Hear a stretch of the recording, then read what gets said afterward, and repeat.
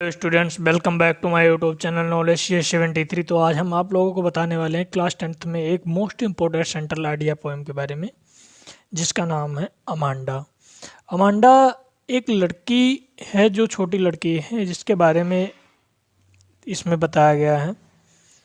और कवि ने पूरी तरीके से जो बच्चों के ऊपर थोपे गए हमारे दिन प्रतिदिन या विगत वर्षों में या विगत जो हमारी पीढ़ी दर पीढ़ी कुछ चीज़ें चली आती हैं, उन्हें जो हमारे बच्चों पर या हमारे आने वाली पीढ़ियों पर जो थोपा जाता है, उसके बारे में बताया गया है कि कैसे बच्चे उसको फील करते हैं और कैसे उसमें बच्चे हमेशा प्रतिबंधित अपने आप को महसूस करते हैं। तो जो हमारी ये पोएम है, the poem Amanda is composed by Robin Klein. ये जो हमारी अमांडा पोएम है, ये हमारे रचयिता हैं इसके रॉबिन क्लेन।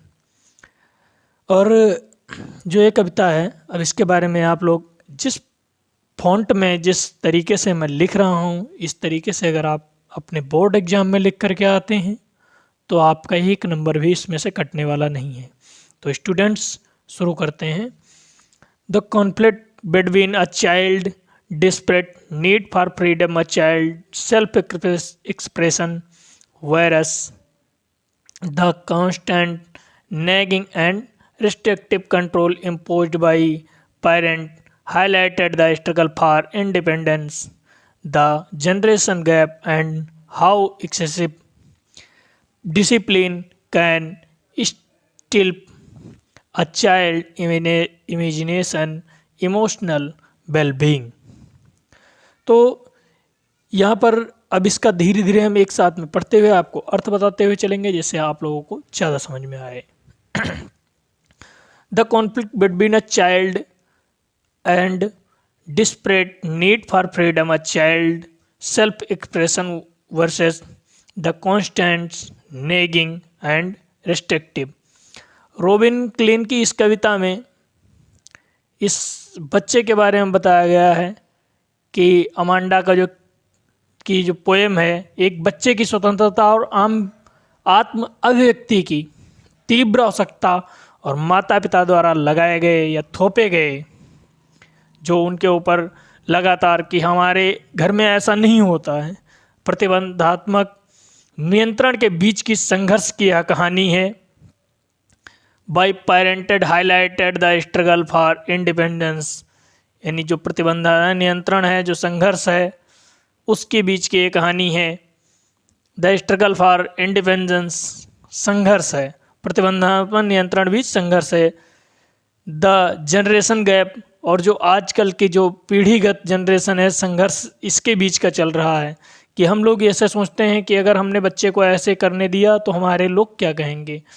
पीढ़ीगत और अत्यधिक अनुशासन किस प्रकार बच्चे की कल्पना can stifle a child imagination and emotional wellbeing, जो बच्चे के कल्पनात्मक जो जीवन होता है, कल्पनाशीलता होती है और भावनात्मक कल्याण को कुचल सकता है। इस कविता में हम इस प्रकार से पढ़ेंगे और हम जानेंगे कि इस कविता का मेन निचोड़ क्या है। इसके बारे में भी मैंने इस कविता में डालने की कोशिश की है,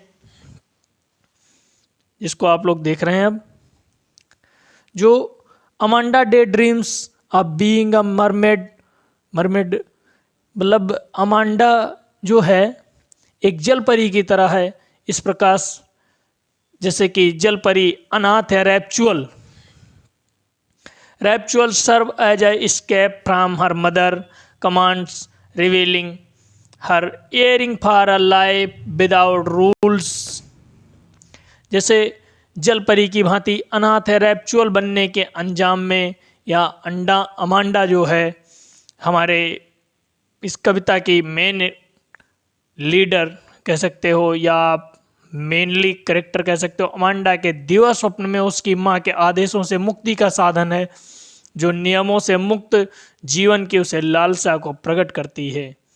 व्हाइल द पोएम, जबकि कविता ultimately show the sad reality of a child feeling trapped आ मिसअंडरस्टूड, जबकि कविता अंततः एक बच्चे की फंसी हुई जिंदगी या फंसी हुई जो बच्चे की इमेजिनेशन पावर होती है और गलती समझी जाने वाली दुखद वास्तविकता को दर्शाती है। तो